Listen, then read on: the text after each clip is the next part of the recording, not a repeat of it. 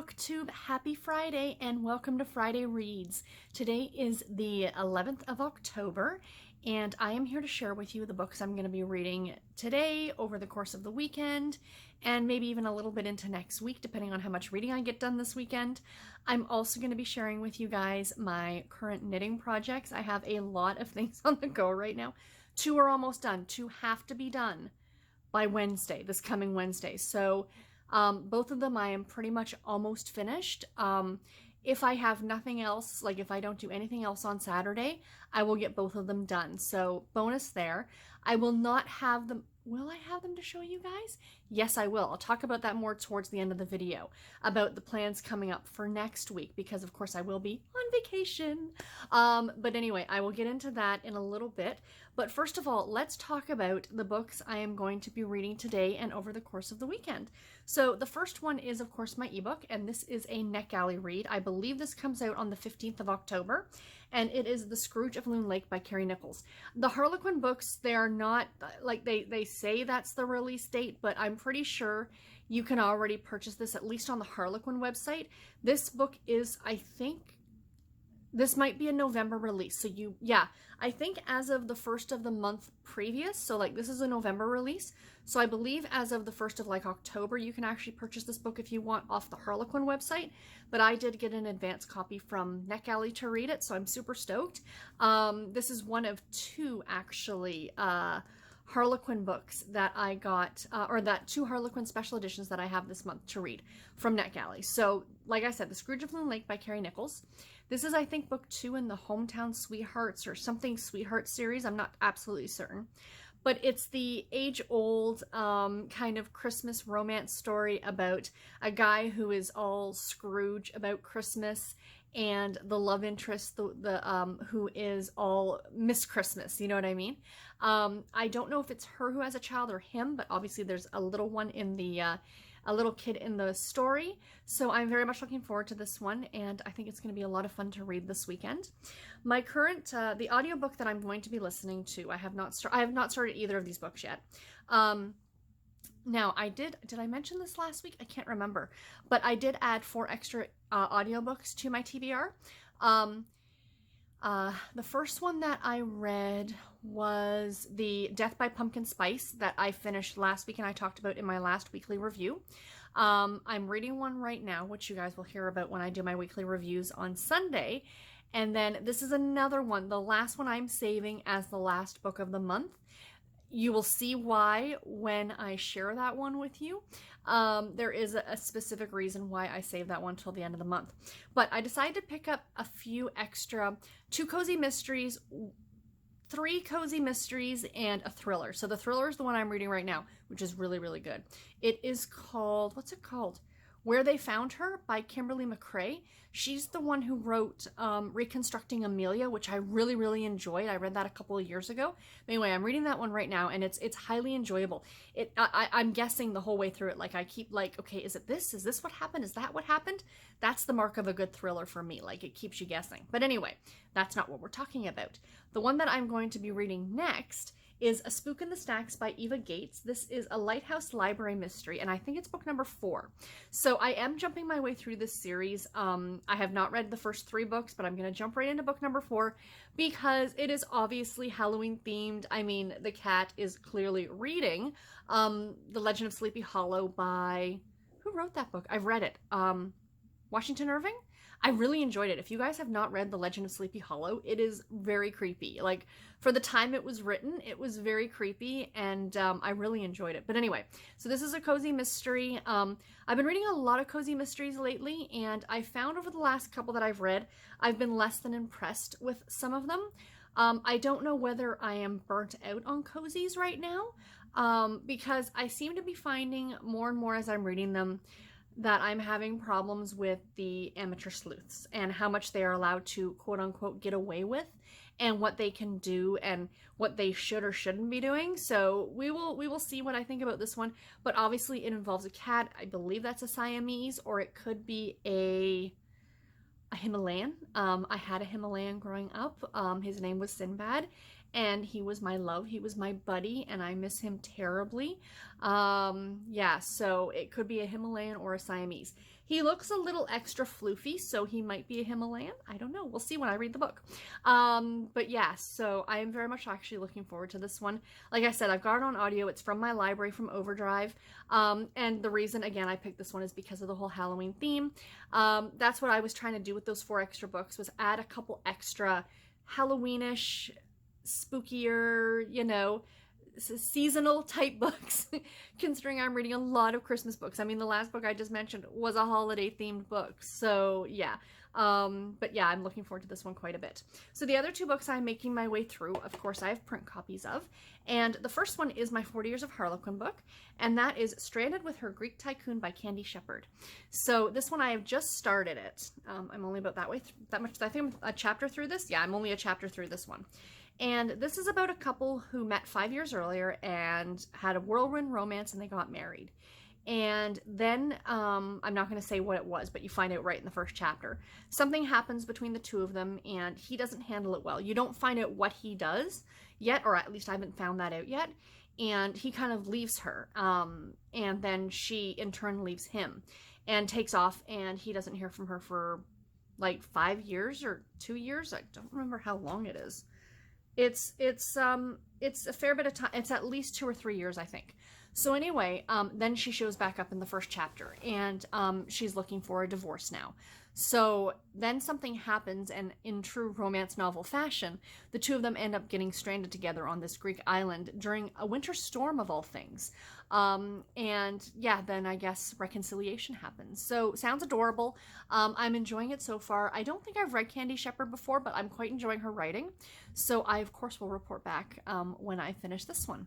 And the last one that I will be working on is the group read for the book club, and that is The Cottage on Pumpkin and Vine by Kate Angel, Jennifer Dawson, and Charlotte Lovelace. So I have finished the first story in this, so I'm that far into it. I fell a little bit behind with my reading. I've got to play catch up over the weekend, but I finished the first story. I was not 100% impressed with it. I think I'm going to end up giving it about 3 stars. What was the first one called? Charmed by You by Kate Angel. I found it was just, the entire plot was to get the 2 of them in bed together, and I would have liked more of a romance. It literally happened over the course of like 2 days. They knew each other growing up, and they haven't had a lot of contact with each other, but they live in the same small town, and then they kind of get thrown back together, putting together this party, and one thing leads to another, blah, blah, blah. With books like that, especially when it's a novella, I have a hard time believing that the couple is going to make it in the long run, if that makes sense, because all it seemed to me, it wasn't a, hey, you know, I like that you make me laugh, or I like that, you know, you are a good, kind-hearted person, and I think that we have a lot in common, and, you know, we should, you know, hang out and get to know each other. No, it's you're hot, I'm hot, you know what I'm saying? And I just have a hard time believing that a couple would, you know, make it through the long run like that. That's one of my issues with novellas, as much as I enjoy them. But the next 2, I mean, that was only the first one, so you can see how little that was. So the next 2 are quite a bit longer. So I'm hoping for more story, if you will. Now, saying that, the actual love scene did not happen until the very, very end of this story. But the buildup was there, and you got a lot of sexual tension and a lot of innuendo and things like that. So yeah, but I will report back again, of course, when I finish the next couple stories as I go through this. Again, I am actually very surprised at how adult this book is in terms of adult content. I did not picture that from the cover. I did not, you know, get that from reading even the back, you know. It just sounds like it was going to be a sweet story.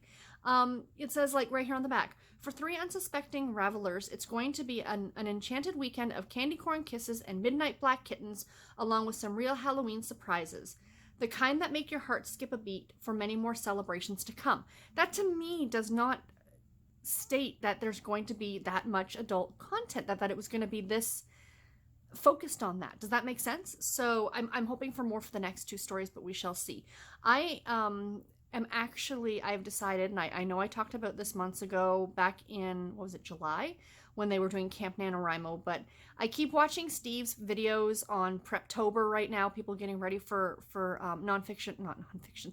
I am doing nonfiction November too, but for NaNoWriMo coming up next month. And every time I watch one of his videos, it just gives me the urge to pick up and write again and write a story again. I have so many stories and so many characters living in my head right now that they're demanding to come out and their stories be told. You know, and I'm super excited about it, but I am going to be writing a romance, but it's actually going to be clean. It was Elizabeth over at Lizzie Faye Loves Books. I think it was last week's Friday Reads that she was talking about this. And she said, she mentions books and she says books that she'd like to give her mother to read. Do you know what I mean? You know, there's nothing wrong with adult content in a book. Nothing at all. You know, I would love to be able to publish a book and say to my mom, I want you to read this, and not be embarrassed. You know, not that there's anything to be embarrassed about, and I'm not saying that, but I think you guys get what I'm trying to say. You know, you don't necessarily need a lot of adult content. And I actually mentioned this as well in my Guilty Reader book tag, that, you know, there's a lot of, like, I tend to skip a lot of the love scenes in books because I just don't need to, you know, the first one I'll read just to see how well it's written, especially if it's an author I'm unfamiliar with, because that does make a difference if an author can write a good love scene. But when you're getting them page after page or chapter after chapter, it almost to me feels like they're putting it in there just to fill the story. Do you know what I mean? You can tell a good story without it. You can tell a good story still having the couple end up in bed together, but you don't have to be in the room. It can be behind closed doors.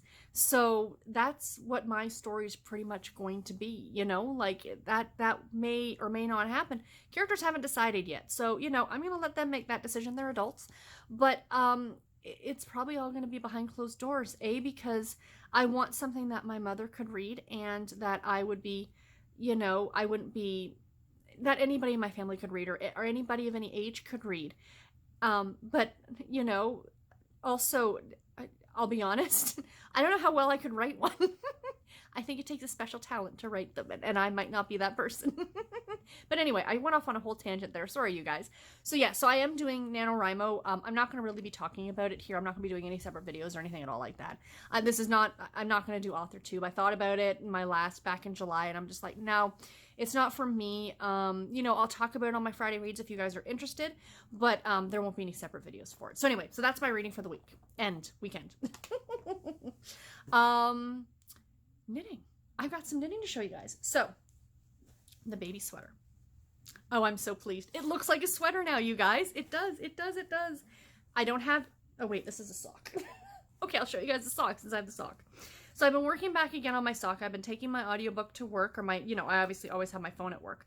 But I've been taking my sock to work, and I've been knitting on it at lunch while listening to my audiobook. And that's where I was last Friday, and that's where I got to now. So I have about 3 more inches, and then I'll be done the leg, and then I'll be done the sock. So I'll be done this pair of socks, which is my goal, is to finish this by Wednesday. So there are 3 things that are currently on the needles that'll all be gone by Wednesday. That's my goal. Because on Thursday, I'm going to cast on my Rhinebeck socks, which are not done in time for Rhinebeck, but they're the ones I knit well at Rhinebeck, especially when we're at the hotel on Friday and Saturday night, and adult beverages may be, you know, involved, and we're sitting around and laughing and joking, and we just want something, you know, mindless to knit. I bring a sock. But I'll be doing my friend Brandy's pattern, the one I talked about, called Cauldron Bubble, which has a cable running through it. But I do not generally partake in the adult beverages, and if I do, not that I have a problem with it, drink to your heart's content. You know, it's so much fun being the sober person at a party full of drunk people. You're like, do you remember doing that? No, you don't. I remember you doing that. Just because of the meds I'm on, I really can't indulge the way I used to. But I will be probably partaking in at least a cooler or something like that. So yeah, so that's my goal, is to get those socks done in this awesome, which I've shown you guys before, but I have to show it every time. Santa in the off season, hanging out with the reindeer at the motel. There's his Santa suit. I love the fabric on this bag. This would be such a cute, what do you call it, book sleeve. I'm just obsessed with adorable fabrics. So, like book sleeves, knitting bags, I'm happy with all the things. Living in this adorable kitty cat bag that I have, that I love, is the baby sweater. So here we go. So this is the Baby Sophisticate pattern. I will leave link to these patterns all below. The socks, the pattern is called Blueberry Waffles. It's a free pattern on Ravelry. This is also a free pattern on Ravelry. Look guys, we have sleeves. Isn't it adorable? I love it. I'm debating now on actually putting buttons on it. Now the pattern calls for buttons, but I don't believe there are actual buttonholes. I think they're more for decorative purposes only. So I might even omit them. I'll see once I get the front on. So what I still have to do is pick up all around here and put on the collar. And then weave in the ends, and then it'll be done. But yeah, like, oh, you guys, I love it. I think it's just the sweetest little thing. So this is the 6 to 12 month size. There are 2 sizes in the pattern. Like I said, the pattern is free. I did the 6 to 12 month. The baby's due in February, but I thought, you don't know how big babies are going to be when they're born. You know, he could be a little guy, or he could be a bigger guy, right? But I thought at least this way it'll fit. If it's a little too big for him now, you can always roll up the sleeves. You know, and if it is a little big for him, maybe that he can get wear out of it next fall. I mean, who knows, right? But it's just super stinking cute, and I absolutely love it. So that has to be done for Wednesday as well, because I'm giving it to the person that I work with when I see her on Thursday, next Thursday. A week today, because I'm, of course, filming this on Thursday. The next thing that needs to be done is my hat, living in my, my pumpkin spice bag, my PSL bag, which is my all-time favorite bag that I own. The next pair of socks that I knit are going to live in this bag, and they're coming to Rhinebeck with me. Is the candle flame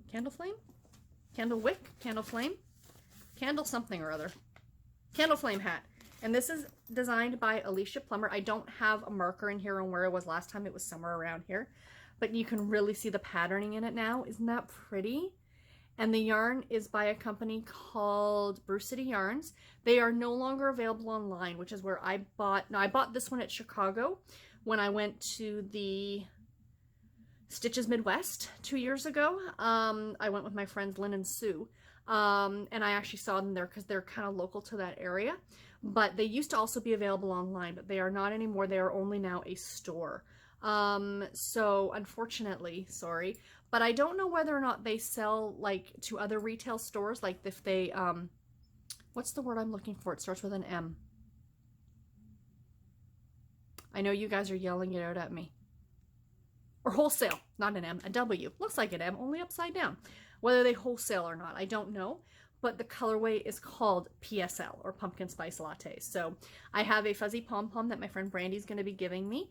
The pattern calls for it to be like form-fitting to your head, but I'm adding another 1.5 inches to the height before I do the crown decreases for up here, just so I can make it a little bit floppy, because I prefer a floppy hat.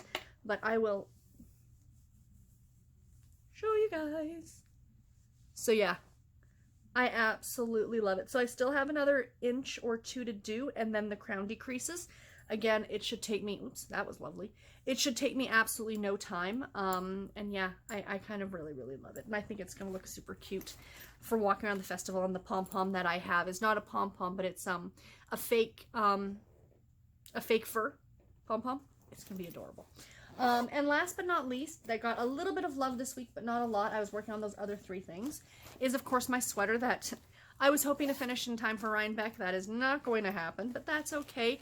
I will have it for this winter. And this is another pattern by Alicia Plummer, and it is called the Campsite Pullover. I'm still working on the increases for the arms. I haven't separated the sleeves yet, but that's where I was the last time. My little Golden Girl stitch marker. That's a Blanche, of course, you guys. And that's where I was last time, so that's what I've gotten done. But I'm almost ready to separate for the sleeves. So how does this go? Is that the back? Yeah, that's the back. So kind of like this right now. So yeah, but it's in the right size this time. So that's what the important thing is. But anyway, and that is living in my my big sweater camping bag. This will come to the festival, or not to the festival. This will come on vacation with me, or on my trip with me, and I can work on it in the hotel if I get bored of the socks, or if I just want something different to knit on or whatever. So anyway, so that's all that. So no plans this weekend, like I said, other than the reading and the knitting. but no actual going out plans, except for Thanksgiving. It is Canadian Thanksgiving this weekend, you guys, on Monday. Yeah, we are doing dinner at my aunt's house. My aunt has decided that, now, for those of you who've been watching me for a while, you'll know that it was 2 years ago in May. It was a year ago in May. So the May that just passed, so this coming May of 2020 will be 2 years. My grandmother passed in May of 2018. And she always did, of course, all the big dinners for Christmas and Thanksgiving and Easter. And so last Thanksgiving was the first one without her. And I think, if I'm trying to remember now, I think we may have just ordered Chinese or something like that. I think as a family, we just kind of decided for that first, because it was the first major holiday, because Easter had already happened. And so at Mother's Day, she passed before Father's Day, and whatever. But this year, my aunt called me, and she said she wanted to do a authentic Polish Thanksgiving. Because yes, my grandmother was Polish, so I am a quarter Polish. My dad's half, so I'm a quarter.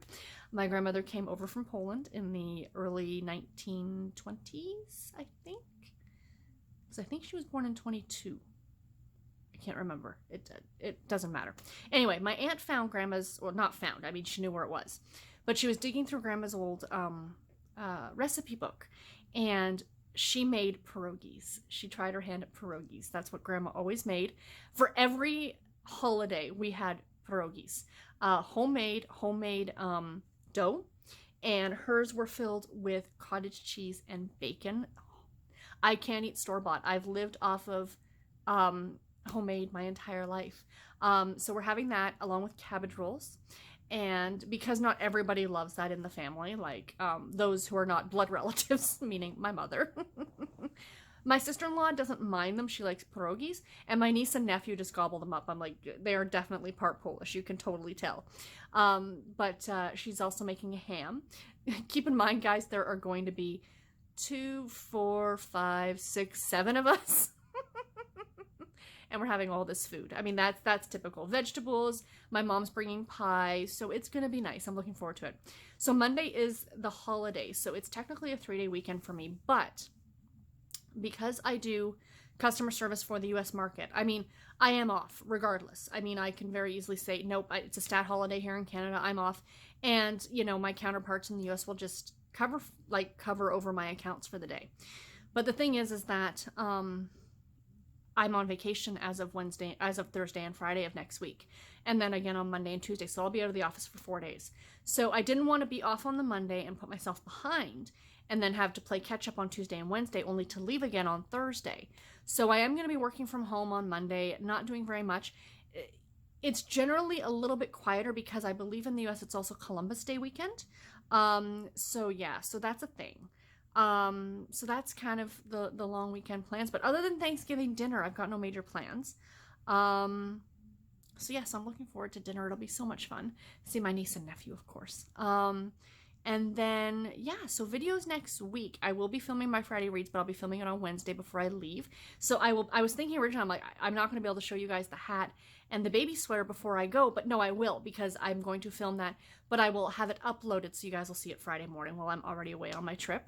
And yeah, I'm going to talk more about the videos for the time that I'm gone next week, but that's about it. So anyway, guys, let me know what your plans are for this weekend.